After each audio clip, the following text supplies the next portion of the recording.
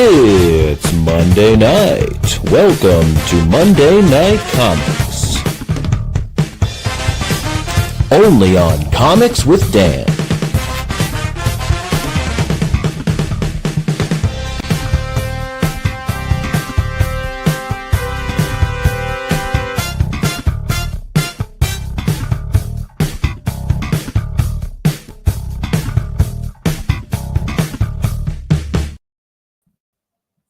Welcome to Comics with Dan. I'm Dan, your host here, and it is episode number 14, which I'm pretty hyped about.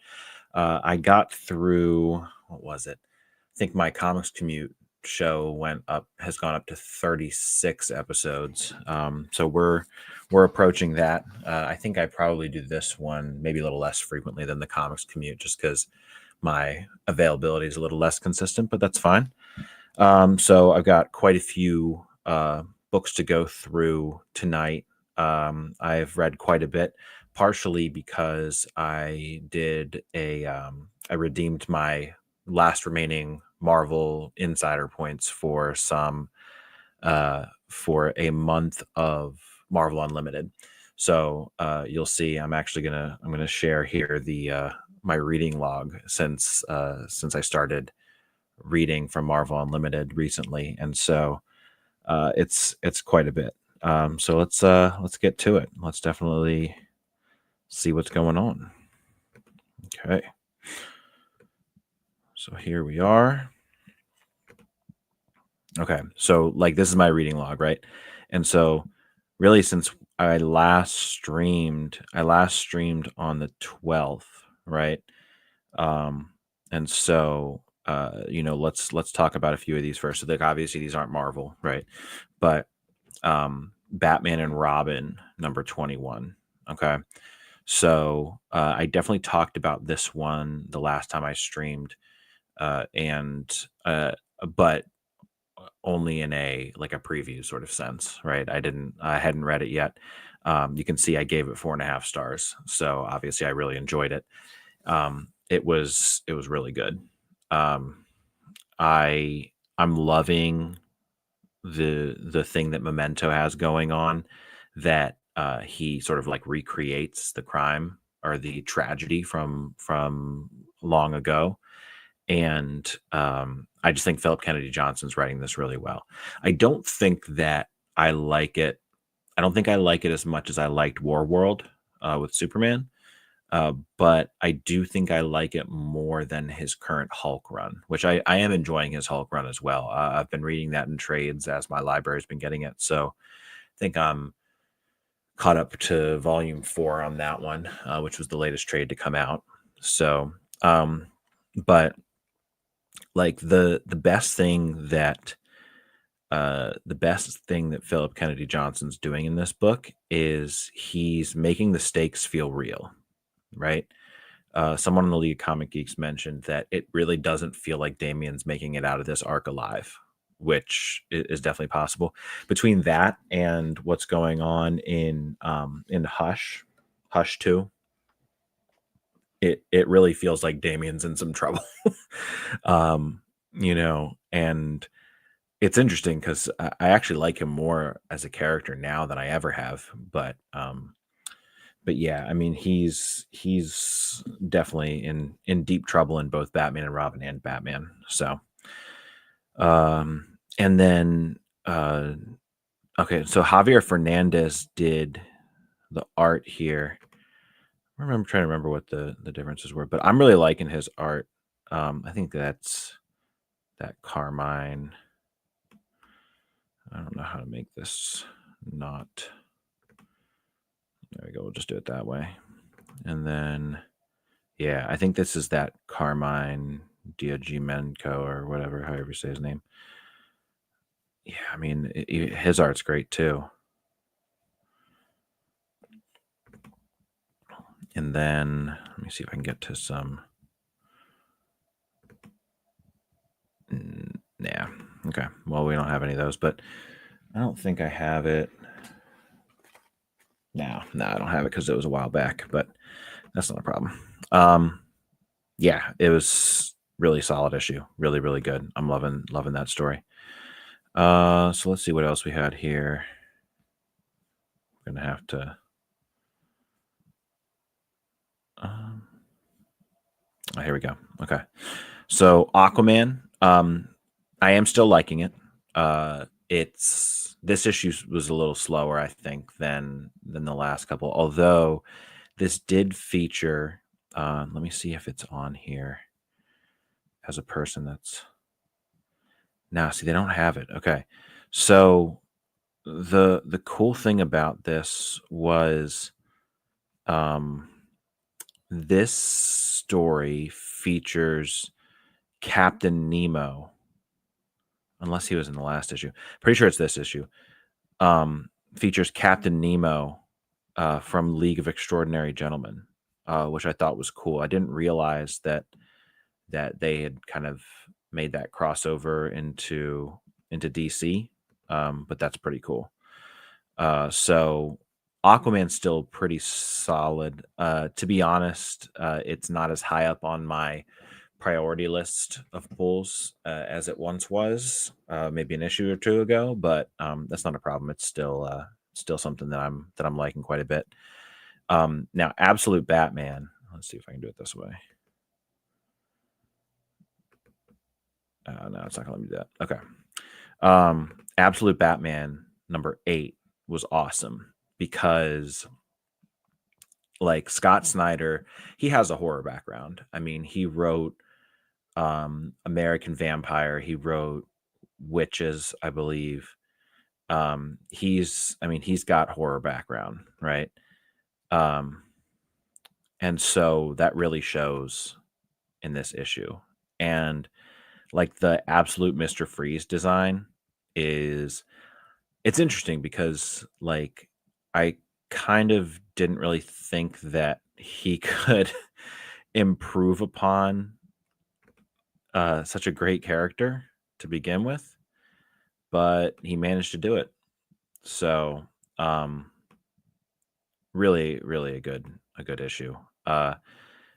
We get a little more background on Bruce Wayne, um, like, and it makes him feel a little more like the working class kind of Bruce Wayne um, that that Scott Snyder kind of laid him out to be in the first place, right? So, I know a lot of people at the beginning were like, "Well, he still has all this great stuff, and he has like this massive truck," which we haven't seen recently, by the way. But it was, but we're starting to see that he's like a regular guy. He has this group of friends, and so it's really fleshing out the kind of absolute Batman character. So that was definitely a step in the right direction because this book, to be honest, was getting a little stale in my opinion. Um, Transformers number 20, which I don't think. No, I have the cover for number 19 sitting right here, which I don't know if you can see that or not, but I'll hold it up here. But the cover for 19 right there, which number 19 was, they took like a break from the main story to provide background on Megatron. And so I know that in 18, we saw kind of what we saw finally Megatron and Optimus Prime. They don't exactly meet, but they kind of confront in a certain sense. With that like last page of Megatron looking down and his shadow looming over top of Optimus Prime.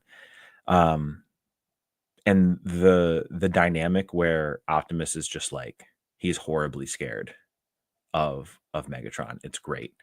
That's exactly how it should be. I think that, and so then in issue number 20 here, you see on the cover we have Megatron's shadow hovering over Starscream, right? And so, I mean, like ever since the beginning, right? Ever since you first meet Starscream in this Energon universe, like you can tell he doesn't like he hates Megatron. And like, as someone that, like, I haven't watched a ton of the original like 80s cartoon, but I've watched enough of it to like know that that's how it was in the comic or in the cartoon as well, right? So um Starscream just hates Megatron, and and that's the way it always should be. And getting to watch like this whole issue is basically exactly just those two coming back together. Now, what makes this extra interesting is the fact that um, Megatron, and they show the reason that Megatron and Starscream had their falling out, and it was during the 2024 Free Comic Book Day special, right? And so Megatron finally kind of gets his revenge here, right? And so like it's really good, right? And don't let the I mean, I generally will read things a little more or rate things a little higher, I guess. But my biggest problem with this is shown right here. Okay. Like, look at all of these characters. Okay. I don't know so many of these characters. And like part of the problem is that outside of the first arc, maybe the first two arcs, that Daniel Warren Johnson has sort of leaned on the, oh, look at this new transformer that I'm introducing um in a lot of the issues, and it's been a little frustrating. Which it just makes it difficult because like I know Megatron, I know Optimus Prime, I know Soundwave, Starscream, I know Cliff Jumper, I know Jetfire, Laserbeak, I know Wheeljack, I know Jazz, and that's like kind of it. I've heard of Ultra Magnus. Like it's tough to follow this comic, to be honest. Otherwise, this would have been rated much higher because I love how he wrote the the conflict between Megatron and Starscream. So, but still, um, solid. Definitely not as high on the list as it once was. But it is what it is. So, I also read volume 1 of the New 52 Swamp Thing, also written by Scott Snyder. The reason I read this is that coming up on June 17th at 9 p.m. Eastern Time, right here on Comics with Dan, there will be a trivia battle between two of the members of the League of Comic Geeks.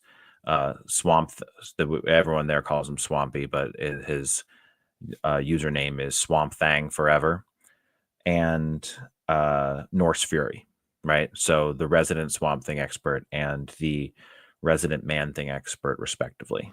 I'm very excited about it. I've been reading up on Swamp Thing and Man Thing, which we'll get to in my Marvel Unlimited reading. I've been reading up on both of those characters to make sure that I am worthy of hosting a battle between these two giants of the muck monsters. So the trivia is going to include not just Man Thing and Swamp Thing questions, but also questions about any of the sort of swamp monsters within comics, right? So you have the Heap, you have um, Swamp Bog Demon, you have Garbage Man, you have like the Glob, all sorts of characters, right? I've actually been reading a lot of the Heap, and to be honest, like I feel like those books actually hold up really well. They're all in like Air Fighters comics and Airboy comics. They're all in public domain, which is great because it makes it really easy to read. So I have a bunch of those on my iPad that I've been reading through. But honestly, I don't think that they actually have them available to in the database here, which is interesting. But either way. Okay, so what else do I have here? Miles Morales, Spider-Man number 33. Very solid issue there. Um, I I again am slightly worried because like it says here that Thor is supporting. He does not show up much in this issue. Um, Like it was good though. I'm trying to even remember like the details of what happened.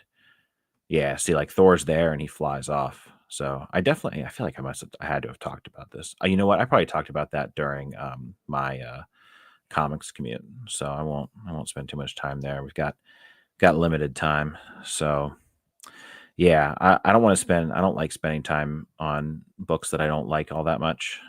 So I did buy Wonder Woman Earth 1 because it was a compact edition and I got it for 50% off. So it ended up being $5. But honestly, it wasn't even worth that. I did not like it at all. So it was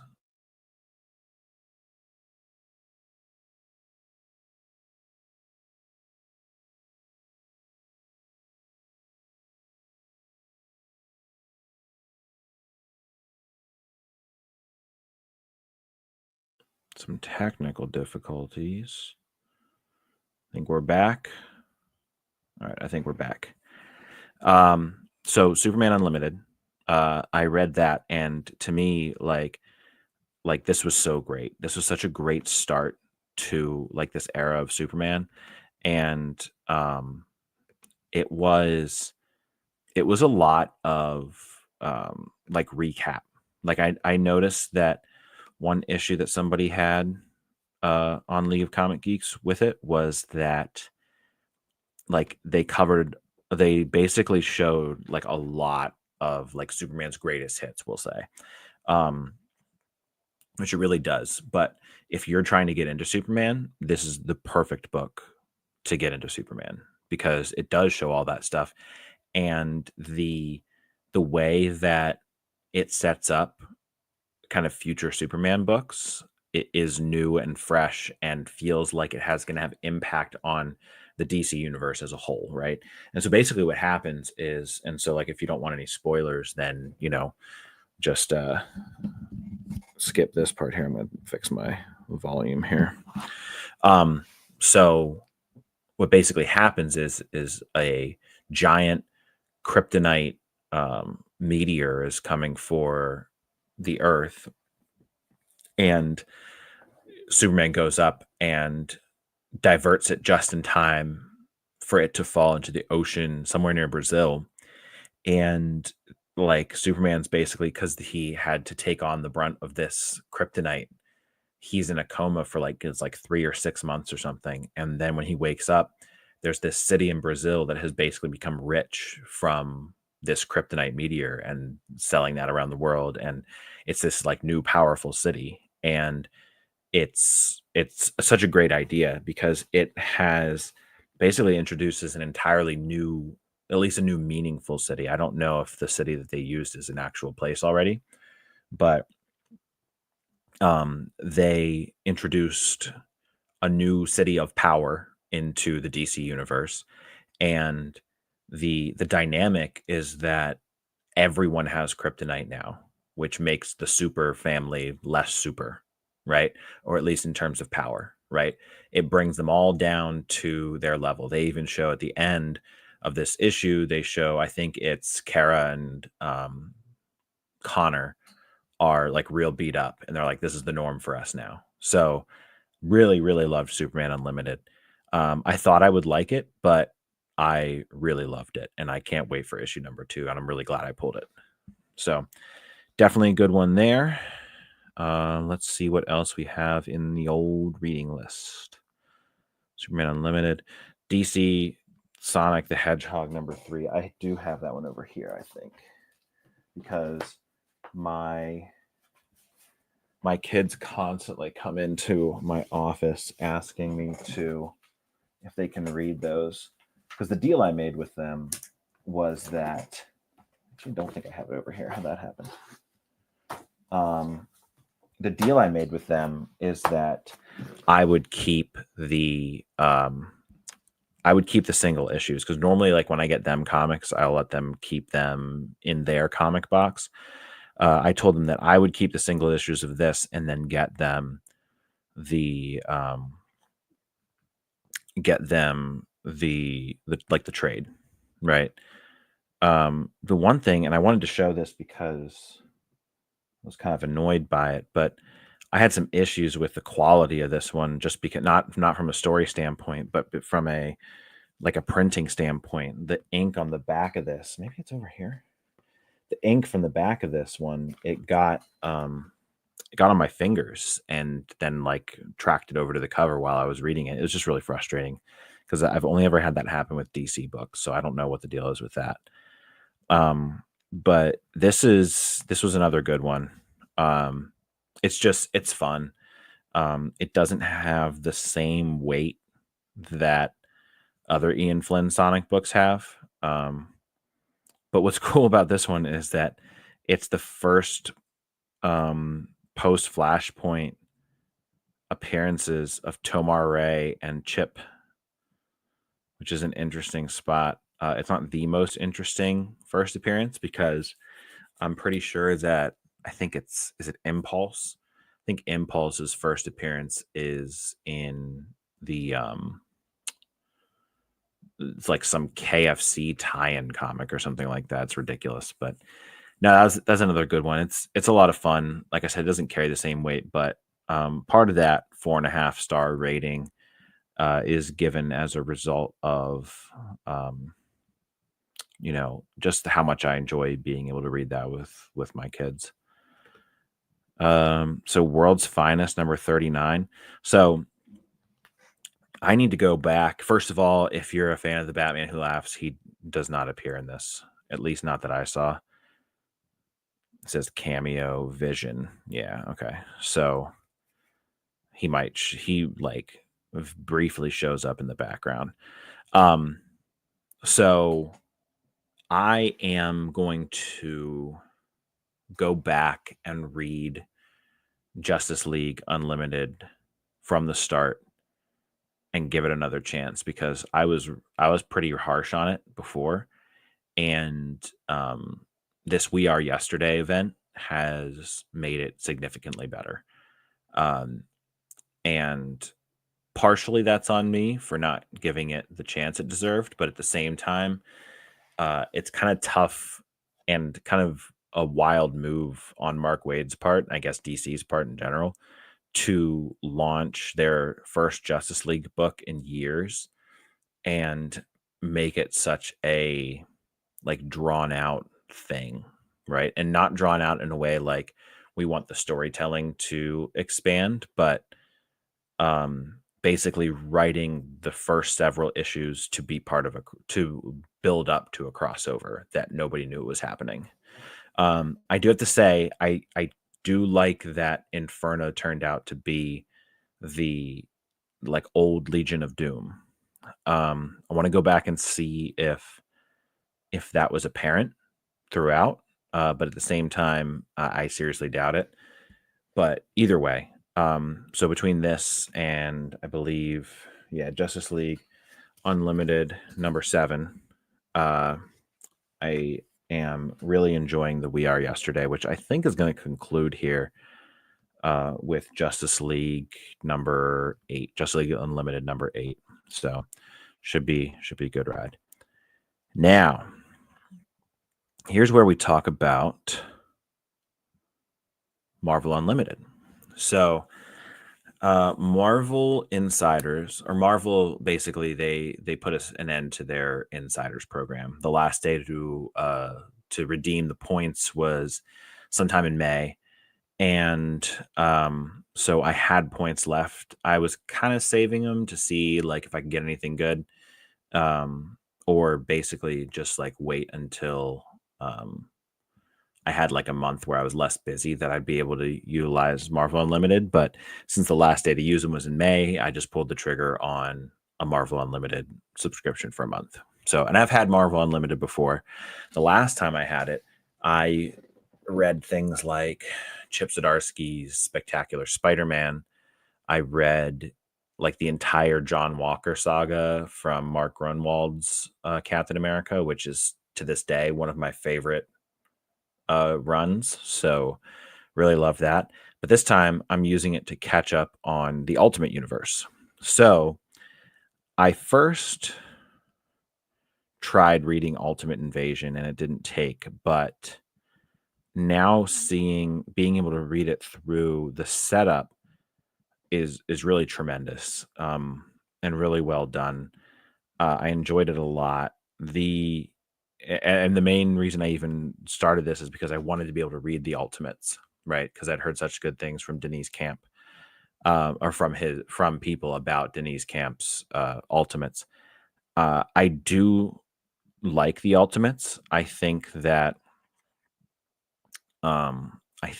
he does a good job with the story, and I like how much it ties into the what Hickman kind of set up for the universe.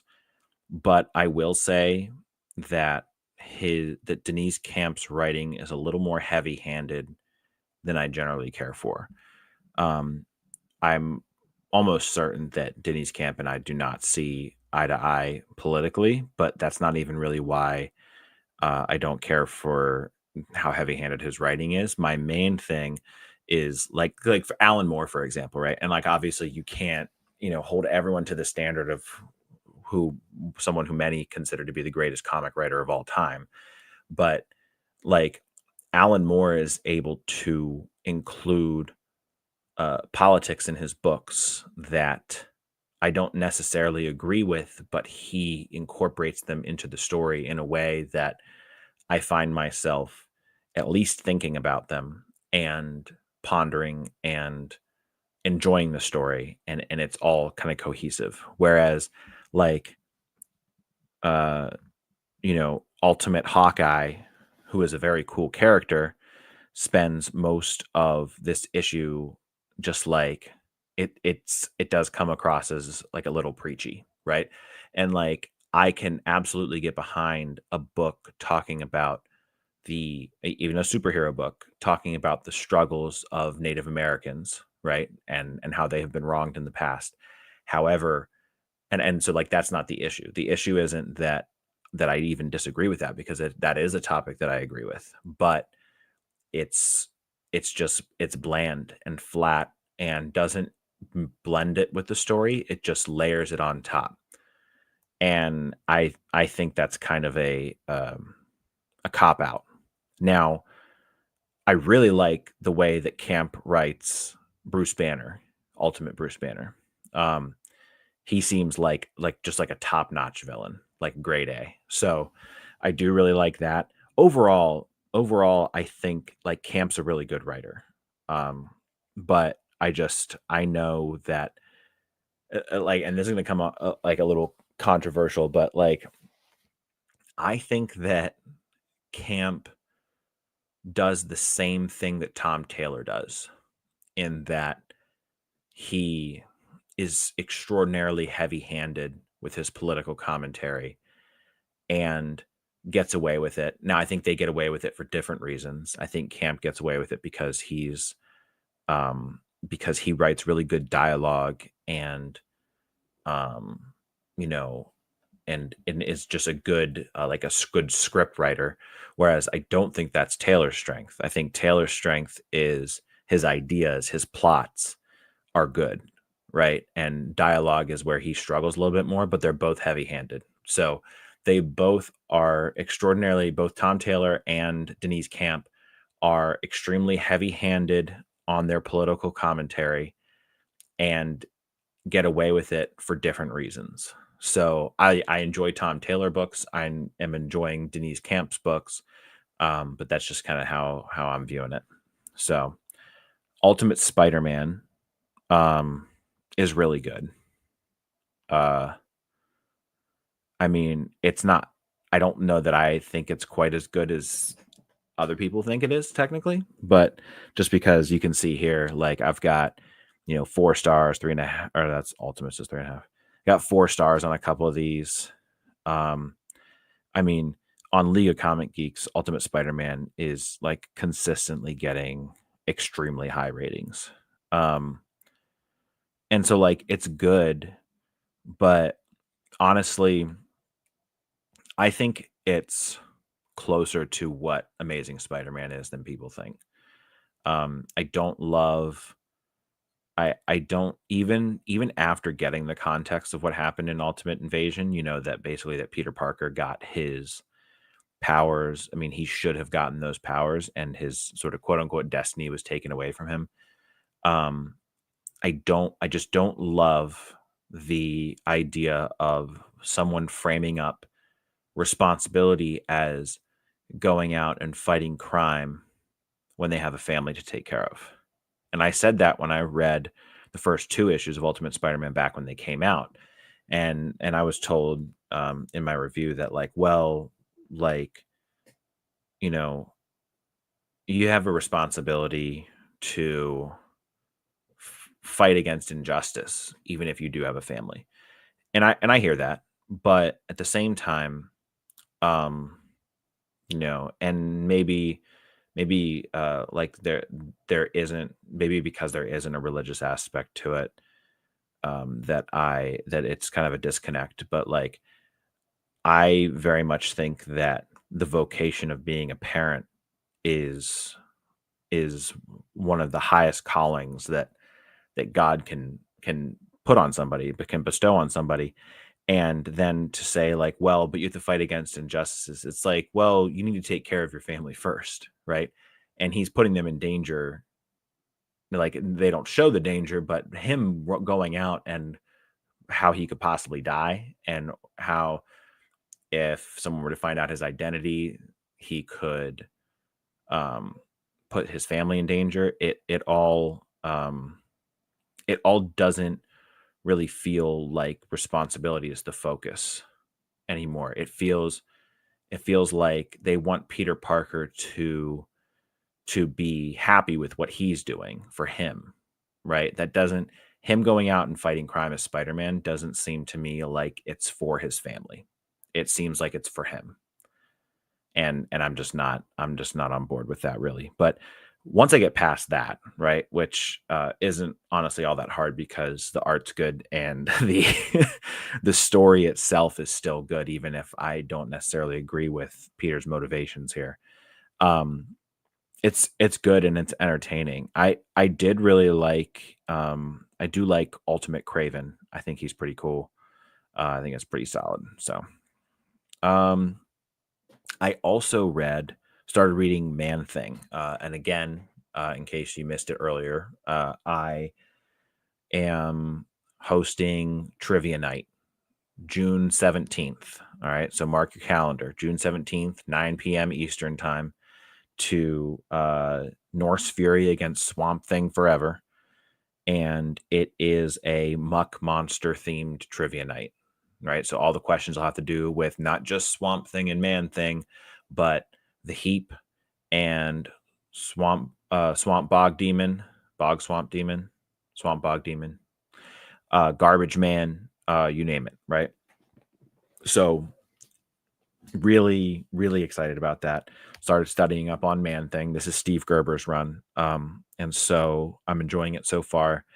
And I'm looking to continue to get through it ahead of the 17th. So, um, oh yeah, this one kind of puzzled me because I really like Ryan North's. I really like Ryan North's Fantastic Four. I read the first 5, and then I've read a few in between. Because the nice thing about it is that they're like one-shot issues. I did not love the art on this. And like, I don't want to put people on blast or anything, but I also want to be transparent. Yeah, so Stephen Cummings was the penciler on this. It was not my favorite. It was like the prologue to One World Under Doom. And I am interested in kind of exploring that event, so that's why I started it. I thought it was beyond bland, and I thought that the art was not great. So I hope that the rest is better than that. Now that being said, we have Mr. Terrific Year 1, number 1, which I believe, yep, I've got it right here. And so this one I really liked, and I'm trying to think, the art in this one really reminded me of something. And so let's take a look and see who was on the art for this. So the there's a few reasons I picked this up, right? So the first one being that I think he looks awesome in the new Superman trailers. So I'm really excited to kind of see where he goes in that. Now, let's see, who do we have? So we have, oh, that's Godzilla. And I'm like, wait a minute, I didn't realize that Brian Bucalato wrote this, but he did not. That's what that is. Okay, so I think Valentine Delandro did the art for like this part here, where you get some, like, it's a little more the like sort of for like photorealistic stuff. And then I think Edwin Galman. No, it's the other way around. I apologize. So the present, this is what's done by Edwin Galman, right? And then Valentine Delandro is this art style here, right? And so actually, it might even be better if I can pull up I can pull the preview here. So Edwin Galman, and then this is Delandro, right? And honestly, this reminds me a lot of the Black Manta series, but I don't think Delandro did that. I think that was someone else, and I also didn't like it in the. Let me see if he did that. No.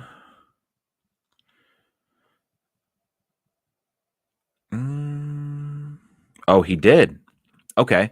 Well, this is great because I I did not care for the art in Black Manta, but I thought that this was really good. And so Black Manta was a few years ago, so like I feel like this really improved. This was significantly better than what was in Black Manta. And so like Black Manta was really like there there it's a minimalist art style to begin with, is the first thing, which is fine in and of itself, but you can still lack details that are required in a minimalist art style. And I think that's what happened to Black Manta. I don't think that problem is present in Mr. Terrific. I think he does a really good job here. So, um, most improved of the year goes to Valentine Delandro. So really, really like that.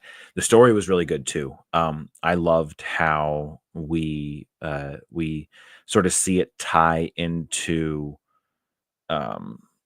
what happened with Darkseid on the Justice League Watchtower. So I'm like really always looking for things that are tying into that because I really want to know what's going to happen next. And so I'm very excited for it. I'm very excited for the rest of this one. It was very solid. I liked it a lot.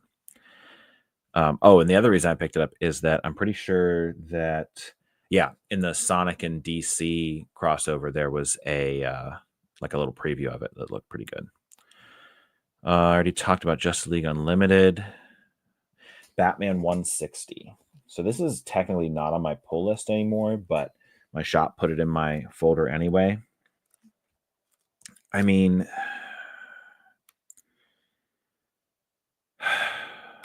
I love Jeff Loeb. I think Jeff Loeb's he wrote my favorite, possibly my favorite comic ever with Long Halloween. But like Jim Lee's really carrying this book.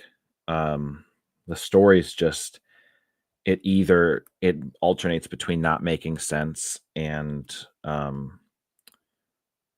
being boring. I don't understand what he's going for here. I don't know why this needed to happen, other than the fact that we get more Jim Lee art, which I am never against more Jim Lee art. So that's why, like, you'd think that like talking about it like that, why would it get 3.5 stars? It's because that's how much I like Jim Lee. So I think I don't know if Jeff Loeb still has it or not. I mean, I don't know what else he's written in recent years. You know, let's look at the overview. Age of Apocalypse, Red Hulk, Pan-Dimensional Edition. See, I don't really know. I mean, I don't know if it's just this or if he's just kind of lost his touch. But it's disappointing because I mean, and I've said this before, right? Is that like I'm excited that we get Jeff Loeb and Jim Lee back. Like those are historical Batman creators, but it doesn't feel like the right direction to take the book, which is why I'm glad that Matt Fraction's taking it over, even if they are renumbering it. But like young talent is needed on Batman. It to take it in the right direction, especially after a like lackluster Chip Zdarsky run. And I love Chip Zdarsky, but his Batman run was not great. So I mean, we'll see how it goes, but yeah, at the very least, like this book is worth it at least for Jim Lee's art. I mean, Jim Lee hasn't missed a step. My understanding is that he had a lot of this done ahead of time, so we aren't going to run into delays. I mean, like here, like look at that. I don't know if you're getting a good view of that or not, but like, I mean, why is Bane hanging out with Robin of all people? I don't know, but does it look cool? Absolutely, it does. And furthermore, like, why don't any of these Batman books like connect anymore? Like, I should at least be able to somewhat determine what's happening when we have Batman going on over here and then Batman and Robin in the Detective Comics, and it's like none of them intertwine even a little bit, you know, and like none of them reference each other at all. I'm pretty sure that Zdarsky's run like briefly mentions Ram V's run, but I don't on Detective, but I don't really know. So next up, G.I. Joe #7. So I was I'm still liking G.I. Joe, by the way, just to start there. But I don't know who Night Force is. I'm not like a big G.I. Joe guy from before. I have really liked, I think this is Williamson's best work, to be honest. But I don't know who Beachhead is. I don't know who Night Force are. And so I think that was for these people. But I enjoyed it. Like it was a good book, but I guess it wasn't really for me because I wasn't because I don't have the context that I need. So you know, take that as you will.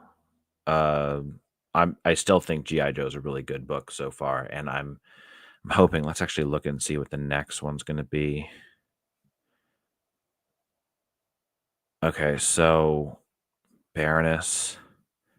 Yeah, so it looks like we're back on like the main G.I. Joe team after this. It does say a standalone Night Force covert op. So, I mean, I'm happy to be back to the story. We just saw Duke and Cobra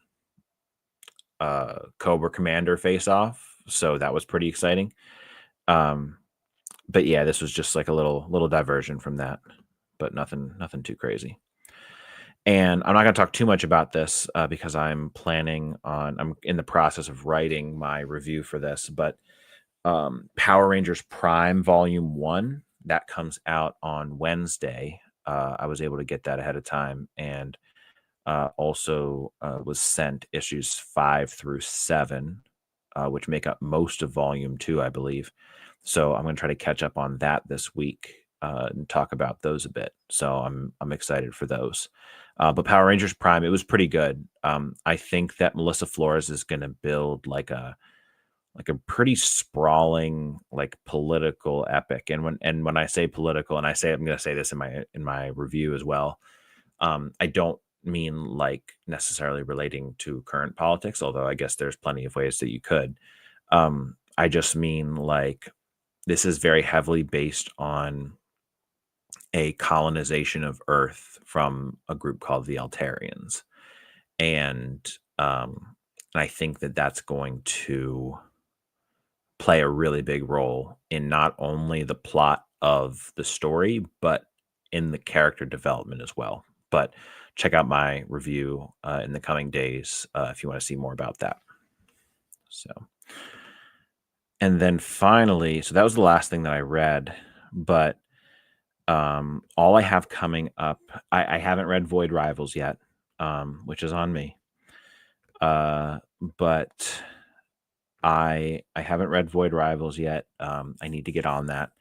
But then coming up this week is Space Ghost Annual #1, which weirdly enough, I don't believe that I have gotten I'm going to check my email. I don't normally, David Pepos will send those kind of like a week ahead of time. And I'm not seeing that in my email. I'm wondering. No, so the last one I have from him is number 12. And the reason that that's even important is because I get them a little earlier, but then on top of that, my store has not been getting Dynamite books in, which has been a bit of a problem. So I'm hoping this puts a nice cap on the issue number 12, which is the solicit kind of seems that it will.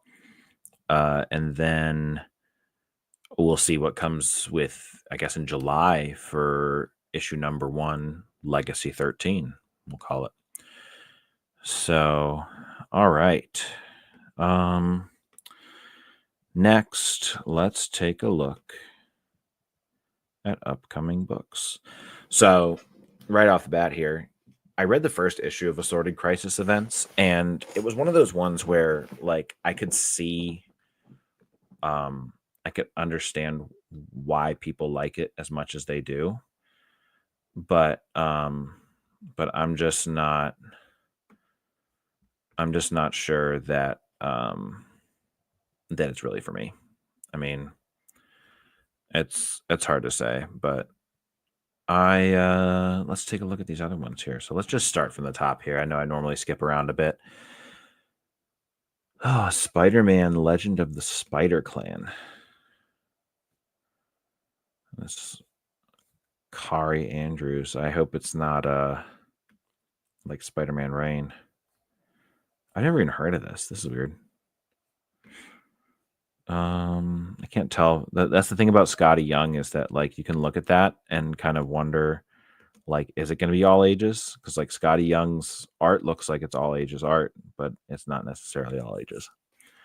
Oh, Deadpool Batman crossover. The crossover that no one really asked for. I mean, I'm gonna be honest. I'll probably buy it if we're just being real. I'll probably buy it. But I don't really need it. Final Order cutoffs. I guess these Bring on the Bad Guys ones are coming through. It looks pretty interesting. They're doing a Gods One World Under Doom. I didn't read Gods. Maybe that's what I'll do next on Marvel Unlimited because I'm caught up. I still need to read Ultimate Black Panther, and I've read Volume 1 of Ultimate X-Men. So I'll maybe after I finish catching up on the Ultimate Universe, I'll check out Gods. I don't know if anyone has any recommendations on that, but it doesn't look like there's a whole lot. Spider-Man versus the Sinister 16. Spider-Man versus everyone. Peter Parker was just trying to have a nice night out. But wouldn't you know it? Parker Luck has even filled with assortment of the Marvel Universe's most vile villains. J. Michael Straczynski saved the wildest of his Marvel pairings for last. He brought the legendary Phil Noto with him for this doozy of a story. I understand how this is a wild pairing.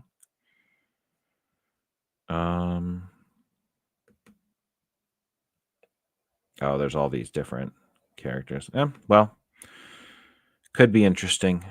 Could be interesting. Let's see what else we got here. Let's look at DC. Deceased Compact Edition. That's where Tom Taylor plays best, is in his own sandbox, right? You put him in the big sandbox and he's like afraid to break other people's toys, so he just doesn't play. He kind of plays it safe. When he's in his own toy box, he will break, or his own sandbox, he will literally break every single toy that he has for our entertainment. Absolute Superman, Birds of Prey. This Superman, the Kryptonite Spectrum looks interesting. I have to say, a Maxwell Prince and Martin Morazzo Superman book, I mean, it's not horror. We've made that clear, right? And I think, where does it say? I know it says that somewhere. I don't know. I swear it said, but maybe not. But it looks interesting. That's definitely going to be an interesting one. Let's see what else we have. Final Order cutoff reminders. Gotham City Sirens. Superman Treasury. Gotham by Gaslight. I haven't read any of that. The Flash Bad Moon Rising special. I saw that there was some kind of event going on for the Flash. I just don't really know what it's about.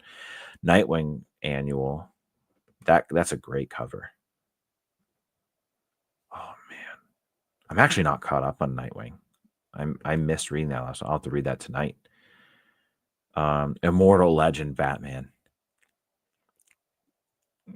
This looks incredible. I mean, like, look at that. Oh man, I might need to pull that. It's tough because there's so many great books and not enough room on the pull list, you know. But let's see what else we have here. Let's look at Image. Feature releases this week. Monkey Meat. I didn't read the first one, so I need to make sure that I look back and kind of get caught up on that. I've heard great things about The Moon Is Following Us. I have not read it yet, but I've heard great things. Recently announced James Tynion doing The Invisible Man. That's probably gonna be pretty good. New Creep Show with Jeremy Adams. I don't know that I've read any Jeremy Adams horror, so that might be interesting. Dread the Hall H, which is so they did, and I have a review of it up on my channel, so check it out. But Image did a Dread the Halls Christmas horror anthology. Also, like, the stories primarily from Jordan Hart, and it was great. And so this is Comic-Con based. So it's a horror stories based on Comic-Con. So definitely a cool concept there. Ghost Pepper. Ghost Pepper is a comic book series by Image Comics. That's helpful. For fans of The Moon Is Following Us and Battle Chasers.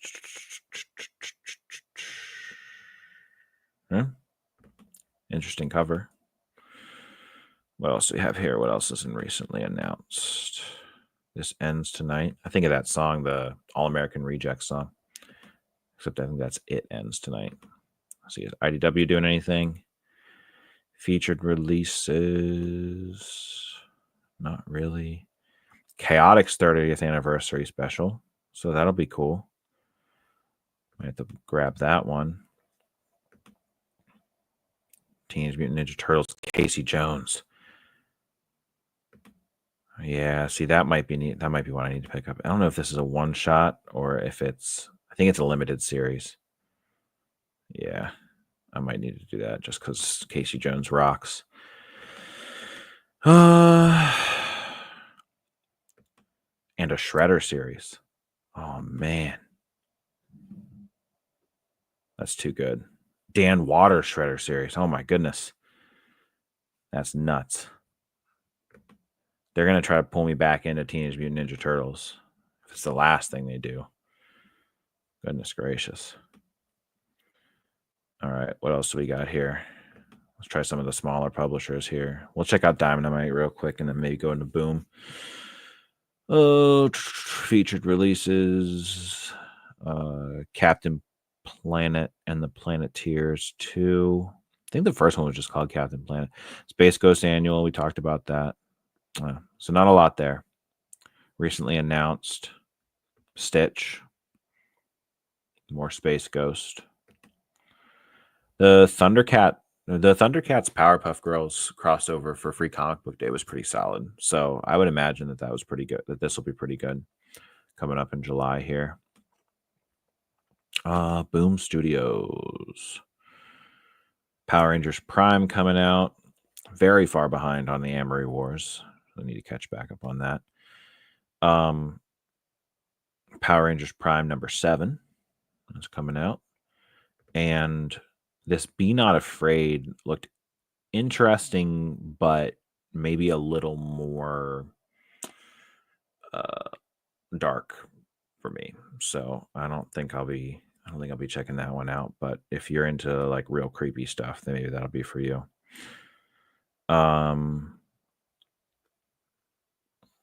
Let's see, recently announced titles. We talked about the war. We've talked about the war about 100 times. I mean, not too bad. Let's look at Mad Cave. If I can find it. How do we find? Let me see. I guess I got to pull up the full screen. Yes, that's what I have to do. Mad Cave Studios. Releases this week. Pop Kill 4, Endless Night number 1. Oh, and then recently announced, I read Wild Animals, and it's very good. I'm going to make sure that I put out a review of that. That was very, very solid. I enjoyed that a lot. It doesn't look like there's a lot coming out this week, but like that, and then on top of that, I also I don't think I've not read Speed Racer number 1. I read the Free Comic Book Day issue, and that was solid. Not a big like Speed Racer guy or anything, but still pretty cool. Now, this Look Into My Eyes, this might have been the one that it doesn't necessarily look my style, but it's got a gimmick. It has QR codes. Yeah. With QR codes embedded throughout the issue, you can dive deeper into Cravenwood's eerie lore by stalking the character's social media and exploring secret documents and hidden clues. So that means that there's going to be ways that you can find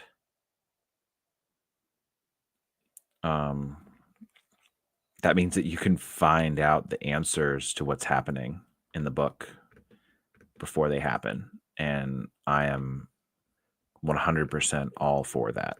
So, is Mad Cave doing anything else? Would not appear so. Final order cutoff reminder. So, Wild Animals coming up. Pull that. I'm going to be checking out Look Into My Eyes. Check out Speed Racer. I don't know anything about Orla. Don't know anything about Eat Your Young. This, I'm pretty sure, is another. No, this is Steve Orlando. He did okay on the Galactor series, so I would imagine that this will be at least pretty solid. Red Vector. This looks like kind of an interesting story. I'll have to check that one out. Yeah. Okay. Let's do Oni Press, and then we'll call it a night. They really don't have much. We got 3 books coming out. Nothing really to write home about. Cruel Universe, Catacomb of Torment. Yeah, not much. Not much here. Out of Alcatraz.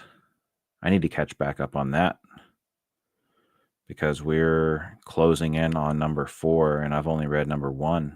So I think I actually read number 2 as well. But yeah. Okay. So that's pretty much what I have for the evening. So thank you so much for watching the stream. Make sure you check out the other videos on my channel. In particular, the upcoming, I'll have a Power Rangers Prime Volume 1 review coming out soon. I recently reviewed, I'm drawing a blank now. I recently reviewed The Pale Knight #1, a new Peter Milligan book. So check that out on my channel. And then also, again, for the third time in the stream, check out the on June 17th, I'm going to be having Muck Monster Mayhem Trivia, where Norse Fury and Swamp Thing Forever go toe to toe in all things Muck Monster, whether it's Swamp Thing or Man Thing or the Heap or Swamp Bog Demon or the other Heap, whoever, right? So make sure you check that out. June 17th, 9 p.m. Eastern. Make sure you set that on your calendar so you don't miss it. Thank you very much, and everyone have a good evening.